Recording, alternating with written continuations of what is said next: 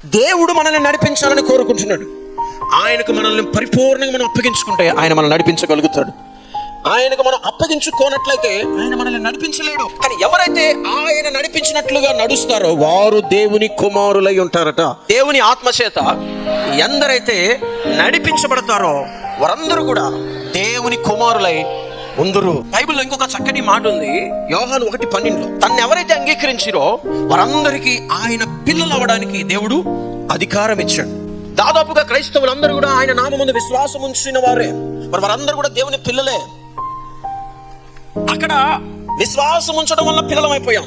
కానీ ఇక్కడ రోమపత్రిక 8:14 ఉన్న మాటలో ఏంటంటే వీళ్ళు ఆత్మచేత నడిపించబడేవాళ్ళు. రోమపత్రిక 8:14 ఉన్న పిల్లలు యోహాను 1:12 ఉన్న పిల్లలకు తేడా ఉంది. యోహాను 1:12లోనేమో పుట్టిన పిల్లలు, వాళ్ళు రక్షణ పొందుకున్న పిల్లలు, పసి పిల్లలు లాంటి వాళ్ళు యోహాను 1:12 ఉన్న వాళ్ళు. రోమా 8:14 ఉన్న వాళ్ళేమో ఎదిగిన పిల్లలు. వీళ్ళు దేవుని స్తోత్రం, వీళ్ళు ఎదిగిన వాళ్ళు. అంటే భౌతికంగా కాదు, ఆత్మీయంగా వీళ్ళు ఎదిగారు. ఇప్పుడు ఎంతగా ఎదిగారంటే ఆత్మచేత నింపబడి ఆ దేవునికి అప్పగించుకున్నారు, ఆ ఆత్మచేత నడిపించబడుతున్నారు. ఇప్పుడు ఆ దేవుడు ఆ వ్యక్తిని తన స్వాధీనంలో తీసేసుకోగలిగాడు. దేవుడు చేతుల వాళ్ళు ఉన్నారు. దేవుడు ఏం చెప్తున్నాడు అర్థం చేసుకోగలరు, దేవుడు ఏం చేయమంటాడు అర్థం చేసుకోగలరు. ఆ పిల్లలు వీళ్ళు రోమపత్రిక 8:14 ఉన్నవాళ్ళు. గ్రీక్ భాషలో ఇక్కడ 8:14 హ్యూస్ అని రాయబడింది. ఆ కుమారులు హ్యూస్. యోహాను 1:12 టెక్నాన్ అని రాయబడింది. టెక్నాన్ వేరు, హ్యూస్ వేరు. టెక్నాన్ అంటే పుట్టిన పిల్లలు, విశ్వాసం ఉంచిన వాళ్ళందరూ కూడా ఆయన పిల్లలే.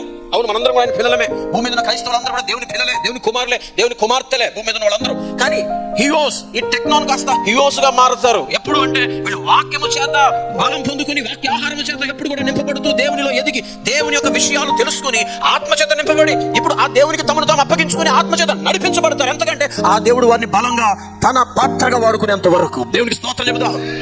చూడండి, ఇప్పుడు హియోస్ ఎంతమంది మనలో, టెక్నాన్స్ ఎంతమంది మనలో. టెక్నాన్ అంటే కేవలం విశ్వాసం ఉంచి దేవుని పిల్లలుగా అయ్యారు అంతే.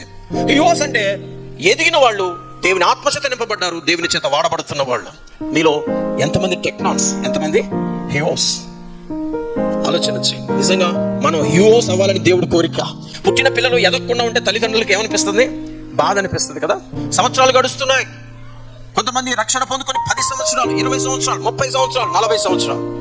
కానీ వాళ్ళు ఆత్మ విషయంలో ఎదగటంలా ఇంకా పాలు ద్రాగు పసివారులానే ఉంటున్నారు. కానీ దేవుని వాక్య విషయంలో మాంసాహారము భుజించే స్థితికి వాళ్ళు ఎదగట్లా. వాళ్ళు ఇంకా టెక్నాన్స్ లానే ఉంటున్నారు.